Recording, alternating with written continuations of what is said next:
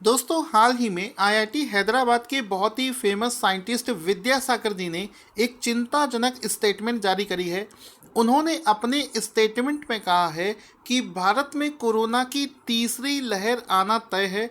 इसको कोई भी नहीं रोक सकता है, ये डेफिनेटली आएगी। जिसके लिए उन्होंने कहा है कि अगर भारत इससे बचना चाहता है तो अगले 6 से 8 महीने में कोरोना की तीसरी लहर आने से पहले जो वैक्सीनेशन का प्रोसेस है उसको तेज कर दे। यहाँ पर दोस्तों आपको बताना चाहूँगा कि आईआईटी हैदराबाद के जो प्रोफेसर हैं ये पहले भी कई प्रेडिक्शन कर चुके हैं जो लगभग सब सही हुए हैं। जैसे कि इन्होंने पहले कोविड की दूसरी वेव कब आएगी इसके लिए अपना डेटा पेश किया था जो कि बिल्कुल सही हुआ था। साथ ही साथ में भारत के अलग अलग राज्यों में कोरोना किस तरीके से स्प्रेड होगा इसको लेकर भी इन्होंने डेटा पेश किया था, तो वो भी लगभग सही साबित हुआ था। यहाँ पर आईआईटी हैदराबाद के जो प्रोफेसर हैं विद्यासागर, इन्होंने अपना एक मैथमेटिकल मॉडल बनाया है। जैसा कि आप देख सकते हैं ये मैथमेटिकल मॉडल जो है ये बहुत सारे फैक्टर्स को मिलकर बनाया गया है और इस मैथमेटिकल मॉडल के हिसाब से उन्होंने इस चीज़ को अनाउंस किया है कि भारत में कोविड का जो तीसरा वेव है ये लगभग 6 से 8 महीने के अंदर में डेफिनेटली आने वाला है। जिसके बाद में उन्होंने बताया है कि ये जो तीसरा वेव है ये दूसरे वेव से भी ज़्यादा डेंजरस होगा।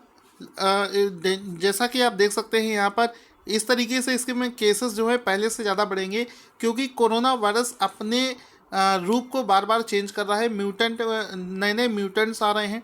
इस समय जो B.1.617 कोविड का म्यूटेंट है ये बहुत ही ज़्यादा घातक है। साथ ही साथ में साइंटिस्ट ने यह भी कहा है कि अगर हम वैक्सीनेशन के प्रोसेस को तेज कर देते हैं तो ये जो तीसरी वेव के आने का समय है ये थोड़ा सा डिले हो जाएगा और इसमें से कुछ हमें कम केसेस देखने को मिल सकते हैं तीसरे केस। दोस्तों इनके अलावा कुछ दिनों पहले आपने एक स्टेटमेंट देखी थी, केंद्र सरकार के जो चीफ साइंटिस्ट सलाहकार हैं, प्रधान वैज्ञानिक सलाहकार जिनका नाम है के विजय राघवन।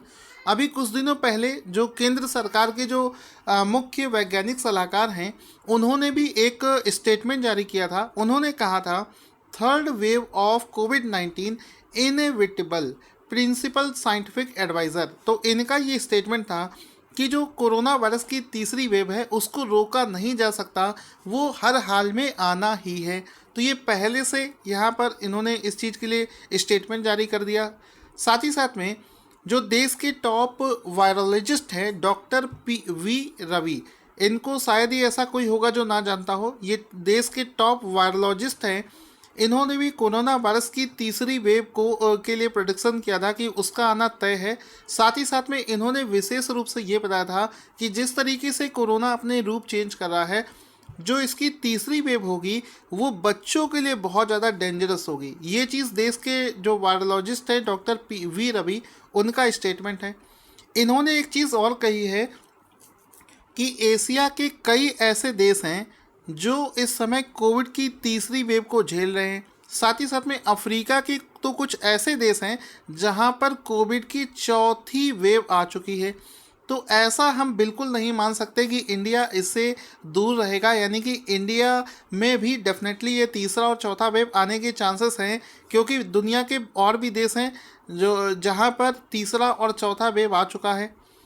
साथ ही साथ में इन्होंने ये भी कहा है कि इंडिया में जो तीसरा वेव होगा वो विशेष रूप से बच्चों के लिए थोड़ा सा ज़्यादा खतरनाक होगा, ज़्यादा डेंजरस होगा।